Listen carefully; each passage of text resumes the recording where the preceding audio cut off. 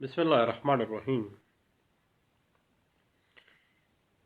کسی بھی civil suit کی ابتدا سب سے پہلے عرضی دعوے کی باڈی کے اوپر ہوتی ہے۔ ایک عرضی دعوے میں وہ تمام میٹیریل، ضروری واقعات درج کیے جاتے ہیں جن کی بنا پر ایک ڈیفینڈنٹ کے خلاف عدالت میں آنے کی بنا یا کاز پیدا ہو۔ ایک عرضی دعویٰ میں کاز آف ایکشن کو مد نظر رکھتے ہوئے صرف اہم واقعات درج کیے جاتے ہیں۔ عرضی دعوے میں کسی قانون، کسی شہادت، کسی ثبوت یا کسی بھی قسم کا کوئی حوالہ دینے سے پرہیز کرنا چاہیے۔ صرف مین فیکٹس ہی اس میں آتے ہیں۔ اس حوالے سے ایک سیٹل پرنسپل کے طور پہ اس بات کو ڈسکس کیا گیا تھا۔ P L D 1969 supreme court of Pakistan page 565 میں، اور 2003 ایم ایل ڈی پیج 954 میں اس بات کو ڈسکس کیا گیا تھا۔ اور سپریم کورٹ آف پاکستان میں اس بات کو بڑے مفصل انداز میں ڈسکس کیا گیا تھا۔ 2001 S C M R page ہے 1651 میں۔ اس کے بعد جب دعویٰ آ جاتا ہے تو پھر آرڈر 8 رول 1 مجموعہ ضابطۂ دیوانی 1908 کے مطابق ڈیفینڈنٹ پارٹی پہلی سماعت پر یا اس میعاد کے اندر جس میعاد کا آرڈر ایک سول کورٹ کرتی ہے، اپنے ڈیفنس کے لیے ریٹن سٹیٹمنٹ داخل کرتی ہے۔ عام طور پر ریٹن سٹیٹمنٹ کا جو دورانیہ ہے وہ 30 ڈیز سے زیادہ نہیں ہوتا، اور عام طور پر 2 سے زیادہ تاریخیں بھی نہیں دی جاتی۔ بنیادی طور پر جواب داخل کرنے کا یہ جو طریقہ کار ہے، پنجاب میں لاہور ہائی کورٹ لاہور سے امینڈڈ ایک آرڈر 8 رول 1 کے مطابق ہی ہوتا ہے، اور اگر ڈیفینڈنٹ مختلف تاریخوں کے باوجود جواب دعویٰ داخل نہیں کرتا ہے تو اس کا رائٹ جو ہے دفاع کا وہ ختم کر دیا جاتا ہے۔ البتہ جب ایک دعویٰ آ گیا اس کے بعد جواب دعویٰ آ گیا۔ جواب دعویٰ کے حوالے سے 2016 سی ایل سی نوٹ ہے 21 اور پیج 30 کے اوپر اس بات کو بڑے اچھے انداز سے ڈسکس کیا گیا تھا۔ سب سے پہلے دعویٰ، اس کے بعد جواب دعویٰ، اس کے بعد ایک سیول سوٹ میں پہلی تاریخ سماعت جو ہے وہ فریمنگ آف ایشوز ہے۔ مجموعہ ضابطۂ دیوانی آرڈر 14 رول 1 مجموعہ ضابطۂ دیوانی 1908 میں واضح طور پر یہ ہدایت کی گئی ہے کہ مابین فریقین اصل تنازع کیا ہے۔ سب سے پہلے دعویٰ ہے، پھر جواب دعویٰ ہے۔ اب دعویٰ اور جواب دعویٰ کے مطابق اصل تنازع کیا ہے، اس کا تعین ایک سول کورٹ کو ایشو فریم کرنے سے پہلے کر لینا چاہیے، اور اس واسطے ایک سول کورٹ سب سے پہلے دعویٰ کو دیکھے گی، پھر جواب دعویٰ کو دیکھے گی، اور اگر ایک سول کورٹ مناسب سمجھے تو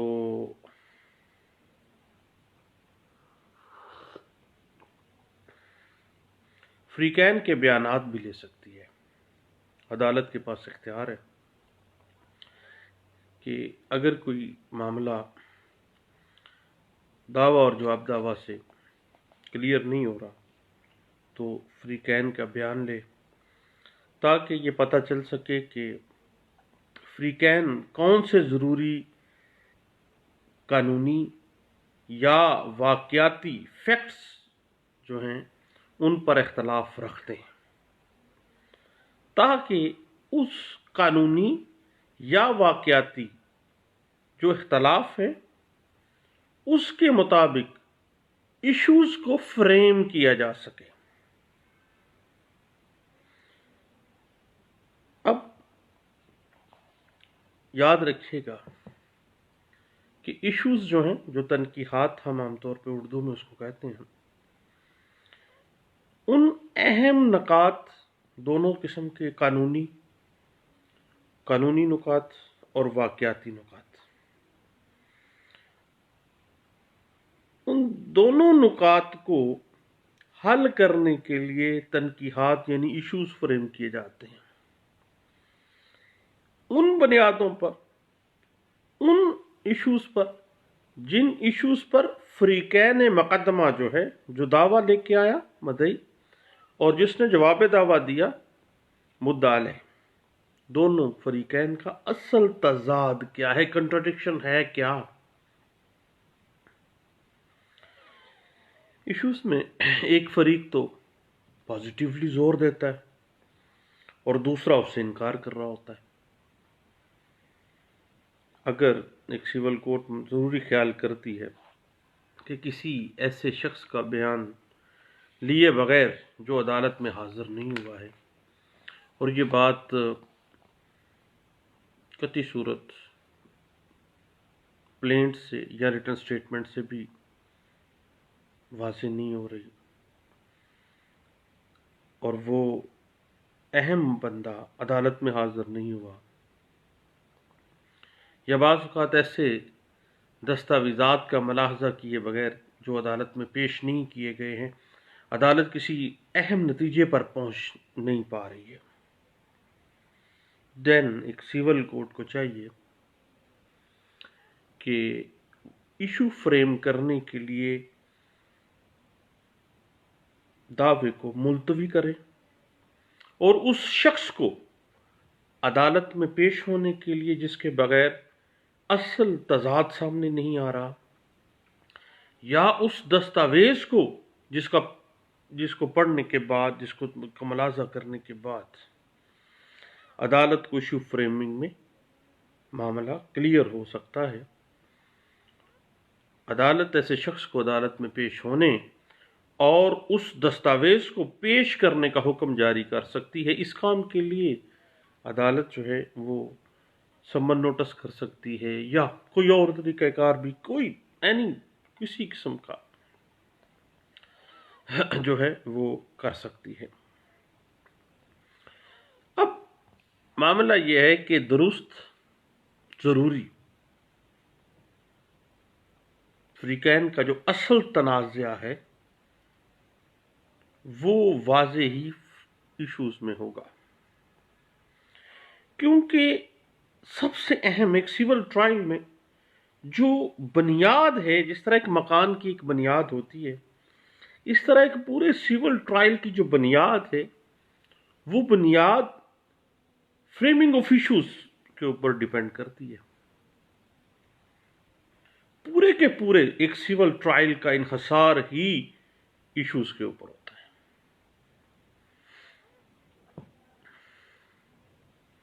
یاد رکھیے گا کہ پلیڈنگز یعنی دعویٰ اور جواب دعویٰ میں جو بھی فیکٹ متنازع نہیں ہے یا کوئی ضروری لیگل یا فیکٹ عذر کے طور پر کوئی امر جو ہے وہ نہیں لیا گیا، دین اس چیز کے اوپر جو ایڈمیٹڈ ہے، جس پہ کنٹراڈکشن نہیں ہے، جو متنازع نہیں ہے، اس پر ایشو فریم نہیں کیے جا سکتے.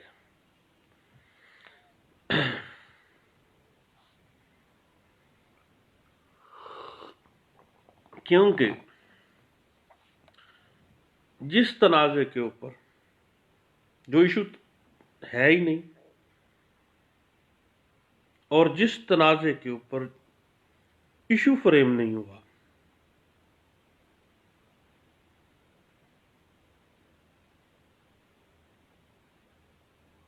ایشو فریم نہیں ہوا، اس تنازع پر اگر ایشو فریم نہیں ہوا تو اس پر پارٹیز ٹو دا سوٹ جو ہے، کیا وہ شہادت دے سکتے ہیں؟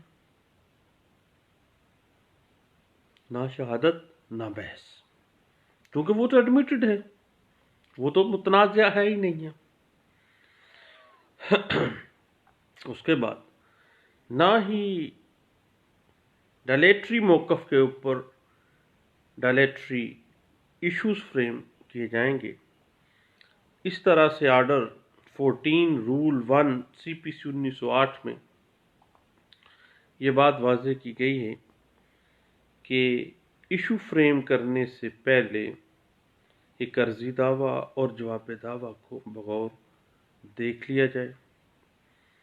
پلیڈنگ کو پڑھنے کے بعد بھی اگر فریمنگ آف ایشوز میں کوئی پریشانی، دشواری محسوس ہوتی ہے، یا درست ایشوز فریم نہیں ہو سکتے ہیں جب تک کہ کسی خاص یا متعلقہ شخص کے بیان نہ لیے جائیں، یا کوئی دستاویز جس کا ذکر تو آ رہا ہے لیکن وہ عدالت میں سبمٹ نہیں کروائی گئی، عدالت نے اگر اس کا ملاحظہ نہ کیا، ایگزامینیشن نہ ہوئی اس ڈاکومنٹ کی، تو عدالت ایشو فریم نہیں کر سکتی. اس وقت تک کھل کے تنازع سامنے نہیں آ سکتا. تو عدالت اس شخص کو بذریعہ سمن نوٹس یا کسی اور طریقے سے بھی مجبور کرے گی کہ وہ عدالت میں آ کے بیان دے. اور جس شخص کے پاس کوئی کنسرن ڈاکومنٹ موجود ہے جو عدالت نے ایگزامن کرنا ہے، تو اس کو بھی، جس شخص کے پاس ہے، اس کو مجبور کرے گی کسی بھی طریقے سے، سمن نوٹس کے ذریعے یا کوئی اور بھی طریقہ، عدالت اس کو مجبور کر سکتی ہے کہ وہ ڈاکومنٹ لے کے عدالت میں پیش ہو.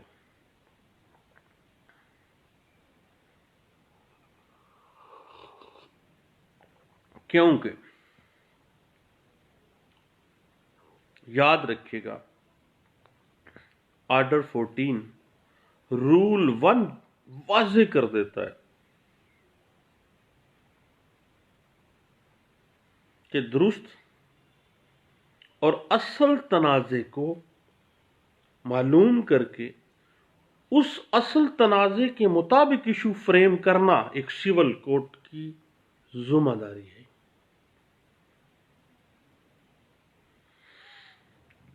لیکن پراپر ایشوز کو فریم کروانا پارٹیز کی ذمہ داری ہے. پارٹیز کی ذمہ داری تو ہے، لیکن یہ ذمہ داری عدالت کی بھی ہے کہ پراپر ایشو فریم کیے جا سکیں.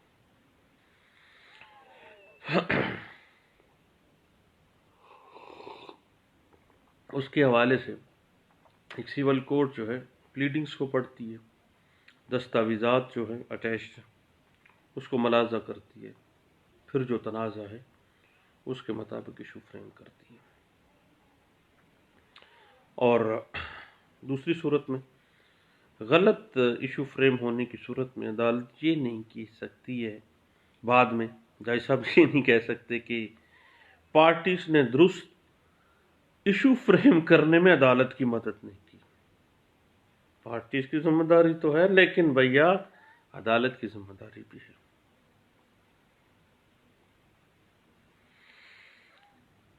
یاد رکھیے گا، ایک سول جج یہ نہیں کہہ سکتا کہ کسی فریق نے اسے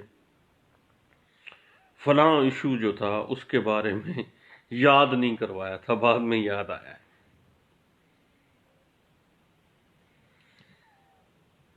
ہر وہ ایشو جس کو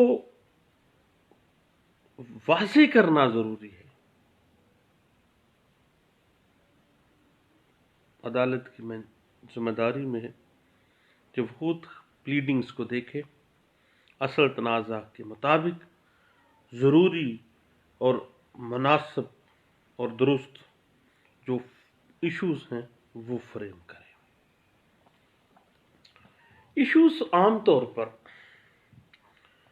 آپ کو پتہ ہے 2 طرح کے ہوتے ہیں، issues of law and issues of fact, یعنی قانونی تنقیحات بھی ہیں اور واقعاتی تنقیحات بھی ہیں.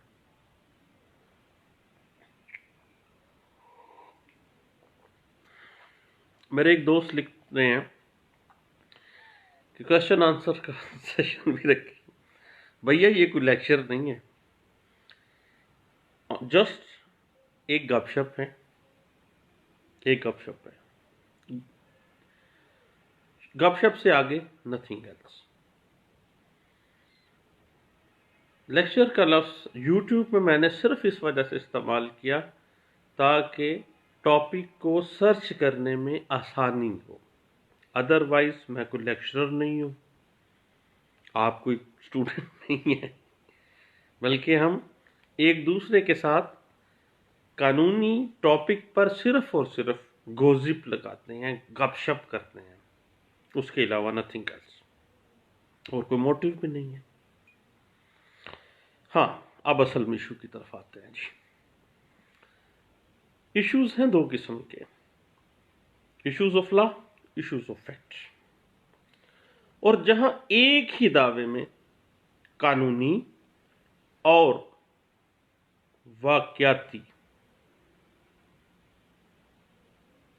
ایشوز واضح ہوئی ہیں اور عدالت کی دانست میں لیگل ایشوز کا فیصلہ کرنے سے دعوے کا فیصلہ ہو جائے گا، تو عدالت پہلے ان قانونی ایشوز کا فیصلہ کرے گی اور اگر مناسب سمجھے تو باقی ایشوز واضح کرنے کے لیے ان ایشوز کے فیصلے تک دعوے کو ملتوی کر سکتی ہے. اس حوالے سے آرڈر 19 رول 2 مجموعہ ضابطۂ دیوانی 1908 جو ہے وہ واضح کرتا ہے. اس چیز کی وضاحت ہمیں مل جاتی ہے آرڈر 19 رول 2 سی پی سی 1908 میں. ہاں ویسے تو ایک سول کوڈ کو اختیار ہے کہ جس طریقے سے چاہے وہ ایشوز کا فیصلہ کرے، لیکن وہ دعویٰ جات جن کے فیصلے کے خلاف اپیل ہو سکتی ہے، ان میں ریمانڈ سے بچنے کے لیے ایک سول کوڈ کو چاہیے کہ وہ تمام ایشوز کے اوپر فیصلہ دے دے. اگر کوئی ایشو رہ گیا دین بھیا ریمانڈ ہوگا، عدالت کا بھی ٹائم ویسٹ ہوگا، پارٹیز کا بھی ہوگا، اور وکیل تو بیچارے ویسے ہی ویلے ہیں. آگے چلتے ہیں. اس حوالے سے ایک لینڈ مارک ججمنٹ ہے، ضرور دیکھیے گا. 1993 سی ایل سی پیج ہے 633 میں اس بات کو واضح کیا گیا، اور اسی بات کی تائید کی گئی ہے 2009 سی ایل سی پیج ہے 219 میں. لیکن جہاں پر لیگل ایشوز دعوے کے لیے فیصلہ کن ہوں اور شہادت کے بغیر ایشوز کا فیصلہ ہو سکتا ہے، وہاں ان کا فیصلہ، ان قانونی ایشوز کا فیصلہ پہلے کرنا عدالت کے لیے ضروری ہے. اس حوالے سے ایک لینڈ مارک ججمنٹ ہے 2005 وائی ایل آر پیج 200، اور اس کو سپورٹ کرتی ہے ایک بڑی اچھی ججمنٹ ہے، پڑھنے کے قابل ہے. 2011 ایم ایل ڈی پیج ہے 587 میں. ہاں بھائی، ایک اہم نکتہ ہے کہ اگر قانونی یا واقعاتی ایشوز عدالت فریم کر لیا تو بعد میں آرڈر 15 رول 3 مجموعہ ضابطۂ دیوانی 1908 کے تحت ایک سول کورٹ ان ایشوز کا فیصلہ پہلے کر سکتی ہے جن کا فیصلہ کرنے سے سارے دعوے کا فیصلہ ہو سکتا ہے۔ بڑی اہم بات ہے جو آرڈر 15 رول 3 مجموعہ ضابطۂ دیوانی 1908 ہمیں نکال کے باہر دے رہا ہے، اور اس کی ایک بڑی لینڈ مارک ججمنٹ ہے اس حوالے سے۔ P L D 1984 Quetta high court کا فیصلہ ہے، پیج 101 میں اس بات کو واضح کیا گیا تھا۔ اور بھائی دوستو بات سنو، خطی صورت یہ لیکچر نہیں ہے، یہ ایک گوسپ ہے۔ اب دوست اس چیز پہ اگر اعتراض کرتے ہیں تو کرتے رہیں اپنی جگہ پہ، میرے پاس تو جو مناسب جو بھی ہم ٹاپک پڑھتے ہیں وہ ایک دوسرے کے ساتھ اسی طرح ڈسکس کر لیتے ہیں۔ باقی اگر کسی دوست کا کوئی کویسچن ہو، کوئی پریپوزیشن ہو تو میرا فون نمبر ہے آپ کے پاس، بلکہ میں تو ایک نالائق سا وکیل اور نالائق سا قانون کا طالب علم ہوں۔ بہت شکریہ، تھینک یو، اللہ حافظ،